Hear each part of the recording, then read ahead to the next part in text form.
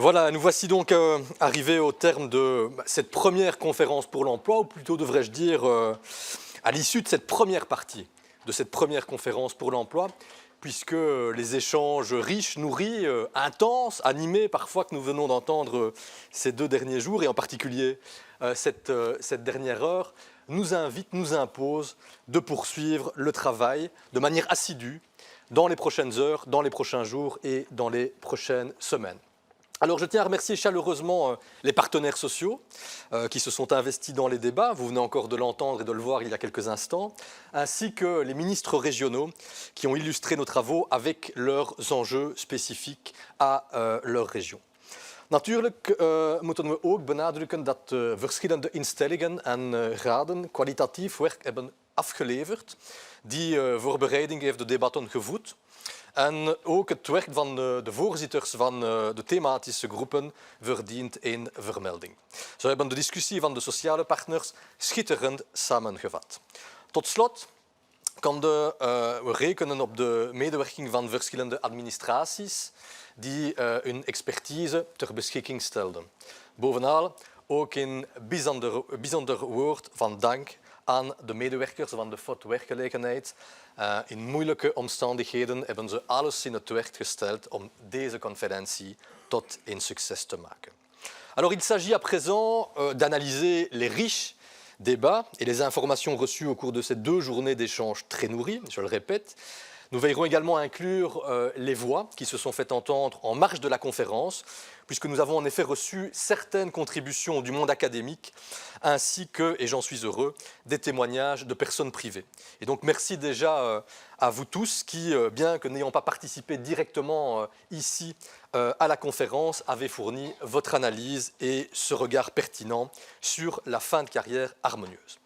Alors, plusieurs axes majeurs se dégagent de nos échanges et je voudrais peut-être en épingler 4 qui me semblent primordiaux et recueillir une certaine unanimité parmi les différents intervenants, et je le dis avec prudence, tant le sujet est sensible. Premièrement, les travailleurs âgés doivent pouvoir souffler et ralentir le rythme, en particulier pour certains métiers plus lourds, et il faut pour ce faire poursuivre la réflexion sur les créditants de fin de carrière et sur d'autres systèmes qui permettent de faciliter la fin de carrière. On peut songer par exemple à des efforts en matière d'ergonomie ou à la réduction du temps de travail via des congés supplémentaires, on l'a entendu, comme c'est le cas dans certains secteurs, notamment le secteur des soins. Ten tweede moeten oudere werknemers meeblijven met de ontwikkelingen in hun sector. Dat vereist meer opleiding gedurende de hele loopbaan met specifiek aandacht voor de kleine en middelgrote ondernemingen. Opleiding is trouwens een dossier waarover ik zeer snel binnen de regering al concrete voorstellen op tafel zal leggen, maar in overleg met onze sociale partners. Troisièmement, les travailleurs âgés doivent pouvoir continuer à exercer leur métier dans de bonnes conditions, même si leurs aptitudes et leurs conditions de santé changent, et nous devons en cela adapter le lieu, le temps ou les conditions de travail et anticiper ces adaptations à travers une politique de prévention dès le début de la carrière. Een preventiebeleid in bedrijven is vanaf het begin van de loopbaan van essentieel belang voor de duurzame arbeidsomstandigheden. Enfin, et c'est fondamental, les travailleurs âgés sont indispensables pour guider les plus jeunes et leur partager leur expertise. Nous devons en ce sens accentuer les initiatives de type tutorat ou encore du plan tandem. Alors, fort de ces constats, nous pouvons dégager 4 lignes de force qui devraient guider le plan d'action que nous allons construire en concertation à nouveau avec les partenaires sociaux. Tout d'abord, comme relayé par les partenaires sociaux et comme pressenti, il apparaît difficile, voire impossible, et c'est normal, d'enrayer les difficultés de fin de carrière sans travailler en amont. Toute la carrière doit être visée et, de manière encore plus globale, c'est tout le cycle de vie du travailleur ou de la travailleuse que nous devons analyser. Il est notamment essentiel que le jeune travailleur puisse se projeter sur l'ensemble de sa carrière. Nous devrons aussi être particulièrement attentifs à la dimension de genre, car les chiffres le montrent. Quelle que soit la catégorie d'âge examinée, le taux d'emploi des femmes reste inférieur à celui des hommes, même si cette différence tend à diminuer au fil des ans.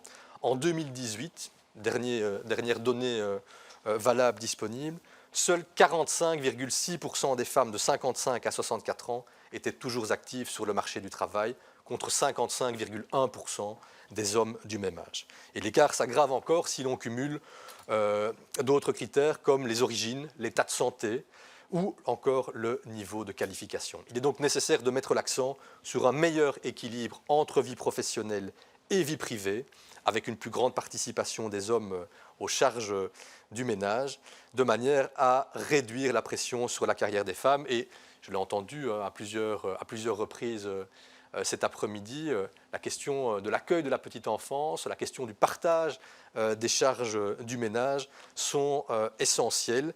Et je pense que nous y travaillerons, nous y avons déjà travaillé, mais nous allons continuer à le faire dans le cadre de la transposition de la directive Work-Life Balance. Dans les actions que nous proposerons, il faudra également être visionnaire quant aux défis de la société de demain. On nous l'a dit, les jeunes d'aujourd'hui sont les travailleurs âgés de demain. Il faut pouvoir leur garantir un monde du travail en adéquation avec leurs besoins. Ce monde du travail de demain où le télétravail, la numérisation et les nouvelles formes de travail prendront indéniablement de plus en plus de place. Enfin, il faut travailler encore et toujours sur les discriminations.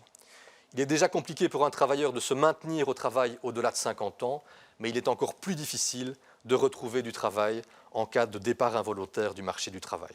Comme l'indique le Conseil supérieur de l'emploi, les travailleurs âgés se voient proposer un nouveau contrat dans seulement 9% des cas. Il est donc primordial de prendre également des mesures de lutte contre la discrimination et de faire évoluer les mentalités concernant la possibilité ou les possibilités de travail et les atouts que représentent les travailleurs âgés au sein de l'entreprise. Je retiens également des différentes interventions que nous devons attacher une attention particulière à certaines catégories de travailleurs. Je pense par exemple aux porteurs de handicap ou à certains secteurs comme les titres-services. On a évoqué aussi les autres groupes qui sont trop éloignés du marché du travail sur la base de statistiques, sur la base de rapports dont nous disposons aujourd'hui. Il faudra donc tenir compte de ces statistiques et de mener une politique basée sur les faits, sur les évidences. Il a aussi été question d'échange de bonnes pratiques. Et il s'agit d'une approche à laquelle je tiens particulièrement, qu'il s'agisse de pratiques existantes ou encore à inventer, ou dont on peut s'inspirer depuis l'étranger. Et je pense que le partage et l'émulation sont générateurs d'énormément de potentiel. J'ai aussi entendu il y a quelques instants la nécessité de pouvoir penser autrement, de réfléchir ensemble, d'envisager de nouveaux systèmes de collaboration, de solidarité, de favoriser la mobilité entre secteurs, entre entreprises, et j'y suis particulièrement attentif, et je pense aussi que ce sont des thématiques et des enjeux essentiels pour l'avenir. Le travail qui m'attend, qui nous attend, est maintenant essentiel. Transformer ce que nous avons entendu pendant ces 2 jours en plan d'action concret, et je le dis ici solennellement devant vous, je veux que ce premier exercice soit un exercice qui débouche sur des actions concrètes, sur des avancées, sur des évolutions. Cette première conférence pour l'emploi ne peut pas rester lettre morte. L'implication et l'investissement qui a été celui des participants, que ce soit pour la préparation et que ce soit pendant ces 2 jours de débat, ainsi que les enjeux majeurs auxquels on doit s'atteler, nécessitent de faire en sorte que l'on concrétise en actions précises, concrètes sur le terrain, le travail et les échanges de ces 2 jours. C'est bien entendu l'une des pistes importantes pour atteindre l'objectif ambitieux que le gouvernement, que les gouvernements se sont fixés à l'horizon 2030, cet objectif de 80% de taux d'emploi. Alors on peut bien entendu discuter sur objectif à atteindre, objectif ambitieux, objectif réaliste, mais l'important c'est vraiment de rappeler qu'effectivement, pour l'ensemble de la société, pour le bien-être collectif, il est important d'avoir un taux d'emploi qui augmente, bien entendu en lien avec les conditions de travail qui, elles aussi, doivent s'améliorer. Alors, je ne peux pas terminer cette intervention de clôture sans préciser un élément. Ce que j'ai fait d'ailleurs dans mon exposé introductif, c'est de vous dire que ces enjeux de moyen et de long terme, certains ont parlé de la nécessité d'une génération pour pouvoir les atteindre. Ces enjeux de moyen et de long terme auxquels nous nous sommes attelés ces 2 jours ne s'opposent pas à un travail en urgence, un travail dans l'immédiat pour répondre aux chantiers aux challenges que nous rencontrons aujourd'hui sur le marché de l'emploi, sur le marché du travail. Je pense bien entendu, et cela a été évoqué par plusieurs d'entre vous, à la réintégration plus rapide et dans de bonnes conditions des travailleurs malades. Je pense aussi, bien entendu, aux métiers en pénurie qui pèsent sur le fonctionnement de notre économie, qui hypothèquent d'une certaine manière aussi notre processus et notre capacité de relancer notre économie et de bénéficier de cet effet levier du plan de relance. Mais rappelons aussi que c'est une réalité ou des réalités que connaissent aussi d'autres pays, des pays voisins ou des pays plus éloignés, avec d'autres systèmes de sécurité sociale, avec d'autres droits du travail.